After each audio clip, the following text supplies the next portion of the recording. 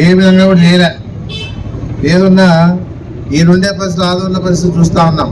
ఇప్పుడు ఉన్నటువంటి ఎమ్మెల్యే ఆయన మాట్లాడే మాటలు ఏ విధంగా ఉన్నాయో చూస్తూ ఉన్నాం. మీడియా కూడా ఎట్లుందంటే ఏదన్నా ఉన్నా ప్రజా సమస్యలు తీసుకుపోయి ఏం జరుగుతుందని చెప్పేసి అడగేది పోయి సాయి ప్రసాద్ రెడ్డి కబ్జా చేస్తా అన్నాడు. ఎక్కడ చూపిస్తారు? ఎక్కడుంది కబ్జా? అడిగి ప్రజలనే పోవాలి. కానీ 24 గంటలు మీరు అదే అడుగుతా ఉంటే 24 గంటలు ఆ మహానుభావుడు అదే చెప్తా ఉంటాడు. కబ్జా అంటాడు, దౌర్జన్యం అంటాడు, కేసులు అంటాడు. ఏ రకంగా ఆలోచన చేసినా కూడా మన మీద బుడుజల్లే కార్యక్రమాలు చేస్తూ ఉన్నారు. ఇప్పుడు ఎంతో మంది మాట్లాడినారు కబ్జాలని. ఎక్కడైనా 20 నెలలు అయింది నిరూపిస్తామంటే నిరూపించే పరిస్థితి లేదు. ఎందుకంటే ఉంటే కదా మన పార్టీ ప్రజలకు అండగా ఉంటుంది, కానీ ప్రజలకు సహకారం ఇస్తారే కానీ ఎప్పుడు కూడా దోచుకునే పరిస్థితి ఆ పార్టీ చేయలే. అనవసరంగా మన మీద బుడుజల్లే కార్యక్రమం చేశారే కానీ ఏ రకంగా కూడా ఎవరు కూడా అన్యాయం జరగలే. ఎవరికి అన్యాయం జరిగినా రాండి అని పిలుపునిచ్చినా కూడా ఎవరు రాలే. జరిగింటే కదా వచ్చేది. జరిగినప్పుడు ఏ విధంగా వస్తారు వాళ్ళు? జరగలేని దాన్ని జరిగినట్లుగా సృష్టించుకొని వీళ్ళంతా ఊహించుకొని ఈరోజు వాళ్ళ పార్టీ అధికారంలోకి వచ్చినాక కూటమి ప్రభుత్వం ద్వారా ఎమ్మెల్యే అయిన తర్వాత ఆధార్ కార్డు మార్చి కబ్జా చేశారు. బతికుండవాన్ని చంపి కబ్జా చేశారు. గవర్నమెంట్ స్థలాల్లో రోడ్లు వేస్తూ ఉన్నారు. ఇంకా ఎన్నో రకాలుగా జెండాలు నాటుతూ ఉన్నారు పోయి. మళ్ళీ ఎప్పుడైనా మన ప్రభుత్వం ద్వారా ఏదైనా ఎవరికైనా అన్యాయం జరిగిందా, ఎక్కడైనా జెండాలు పాతున్నారా, దౌర్జన్యాలు చేశారా, ఎప్పుడప్పుడు మనం ఖండించుకుంటా వచ్చినాం. ఏదో ఆటోలో పట్టుకొని మాట్లాడతారు వీళ్ళంతా కూడా.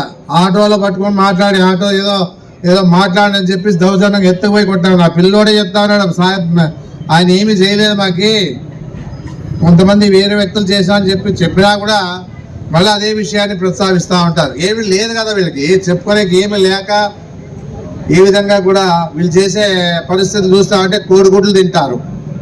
పిల్లోకి ఇచ్చే కోడిగుడ్లో తింటారు, ఇసుకలో తింటారు, గరుసులో తింటారు, రిజిస్టర్ ఆఫీస్లో తింటారు, రెవెన్యూ ఆఫీస్లో తింటారు, బ్రాంచ్ షాప్తో తింటారు, కాంట్రాక్ట్లో తింటారు, రియల్ ఎస్టేట్లో తింటారు, నీళ్ళు అమ్మేవంతో తింటారు. ఏ విధంగా లారీలు ఆపి నిలదీస్తారు.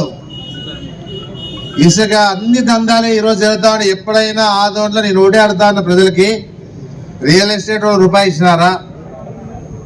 లేకపోతే ఇసుక వాళ్ళు ఎప్పుడైనా తోలినామా? బ్రాంచ్ షాపులతో ఎప్పుడైనా అన్ని మా కూడా గవర్నమెంట్తో నడిపినా కూడా ఏ విధంగా కూడా ఏమి చేయలే. కోడిగుడ్లు పిల్లలకి ఇచ్చే కోడిగుడ్లు కూడా ఈరోజు తింటా ఉన్నారంటే ఇంతకిన్నా నీచం లేదు. ఏదైనా ప్రెస్ వాళ్ళు అడిగితే కొన్ని విషయాల్లో 1,50,00,000 ముట్టిందంటే నేను అలాంటి పని చేయను అని చెప్తాడు. ఏదో రుజువుంటాయి ఇవన్నీ ప్రజలు తెలుస్తూ ఉంటుంది ఏమనేది. ఏదన్నా ఏమైనా రుజువులు ఉన్నాయి మా మీద?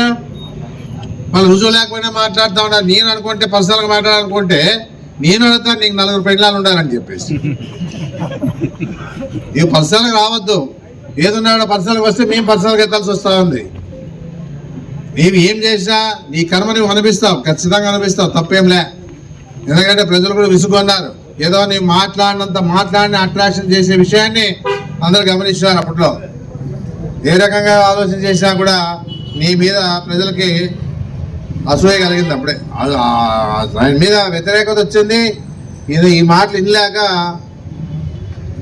ప్రజలంతా కూడా ఇబ్బంది పడుతూ ఉన్నారు. ఎప్పుడైతే అప్పుడు ఎమ్మెల్యేది వస్తే ఏదో చెప్తాడేమో, గొప్పలు చెప్తా అని చెప్పేసి చూస్తూ ఉంటారు. ఇప్పుడు ఎమ్మెల్యే అంటే పక్కకు దొక్కుతూ ఉంటారు సోషల్ మీడియాలో. ఆ పరిస్థితి వస్తూ ఉంది. ఏదన్నా నిజాలు చెప్తే కదా ఎప్పుడైనా, ఒకటే నిజాలు చెప్పాలి. ఏదైనా ఉన్నా చూసి మేము మా ఆయంలో చెప్తాం గట్టిగా. మెడికల్ కాలేజ్ వచ్చింది, బైపాస్ రోడ్ వచ్చింది, డిగ్రీ కాలేజ్ వచ్చింది, పాలిటెక్నిక్ కాలేజ్ కట్టించినాము, మహిళా ఉర్దూ కాలేజ్ కట్టించినాము, రెసిడెన్షియల్ స్కూల్ కట్టించినాము, ఈరోజు ఈద్గా కూడా శాంక్షన్ చేసినాము. ఏదున్నా కూడా రామజల డెవలప్మెంట్ చేసినాము. ఆ రోజుల్లో మున్సిపాలిటీ ద్వారా రోడ్లు వేసినాము, ప్రజల్లో తిరిగినాము, గడప గడప తిరిగినాము. మీలాగా అధికారంలోకి వచ్చిన 15,500 ఛార్జీలు కరెంట్ ఛార్జీలు పెంచలే.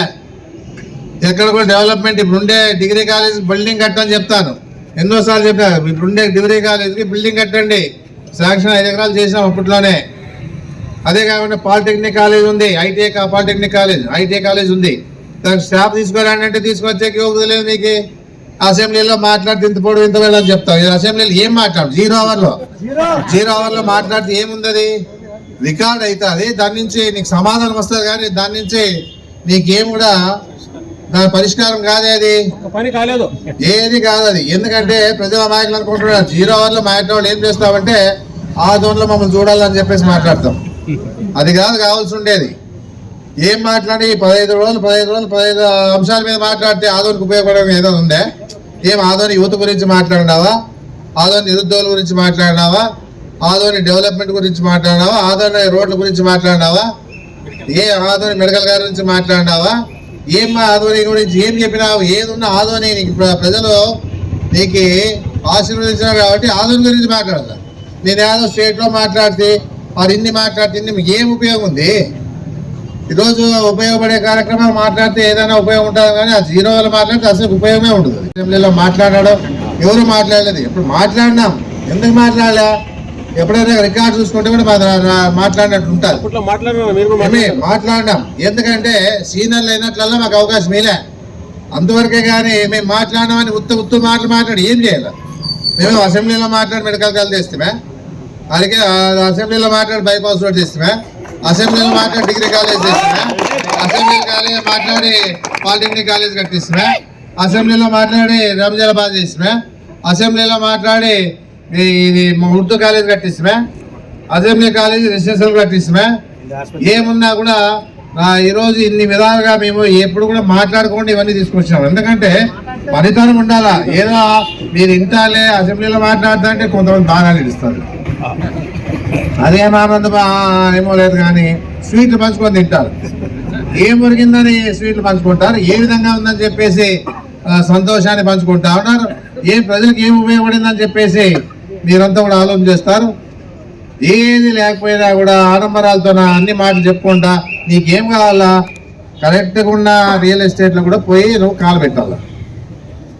పేపర్కి వచ్చింది, ఇంకొకటి ఉంది త్వరలోనే బయట, అదే 162 ఎవరి ద్వారా, అదే ఆల్రెడీగా 162 అనేది ప్రూఫ్తో సహా పెడతారు, ప్రాబ్లంలే.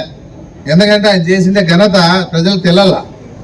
ఏ విధంగా కూడా ఆయన చేసిండే పనులు, ఎందుకంటే తెలియదులే అని చెప్పేసి పిల్లి కళ్ళ ముచ్చుకొని పాలు తాగుతుంటా అంట, నాకు ఏమో తెలిసి చూడలేని అట్లా ఈయన ఎవరు నాకు తెలియదులే అనుకుంటున్నాడు. ప్రూఫ్తో సహా పెడతాను నేను.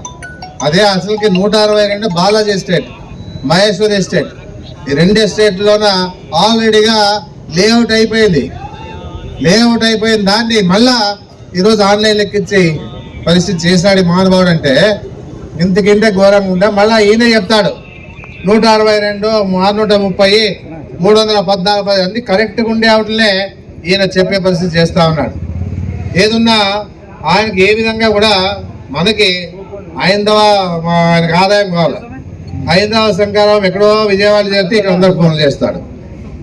ఐదవ శంకారం విజయవాడ చేస్తూ ఉన్నారు. విశ్వ పరిషత్ సంబంధించిన వాళ్ళు, విశ్వ హిందూ పరిషత్ సంబంధించిన విషయాల్లో ఈయన తలదూసి అందరూ ఫోన్ చేసి నేనే వస్తానని చెప్పేసి చెప్తాను. ఏదున్నా ఈయనకి అన్ని రకాలుగా ముట్టు చెప్పదా? ఏమి అందరికి చందాలు అడుగుతారు, నేను అట్లా చేస్తున్నా నాకు ఇవ్వండి అని చెప్పేసి. ఇంత దిగజారిన ఎమ్మెల్యే ఇంతవరకు మేము ఎవరు చూడలే. ఎప్పుడైనా ప్రజలు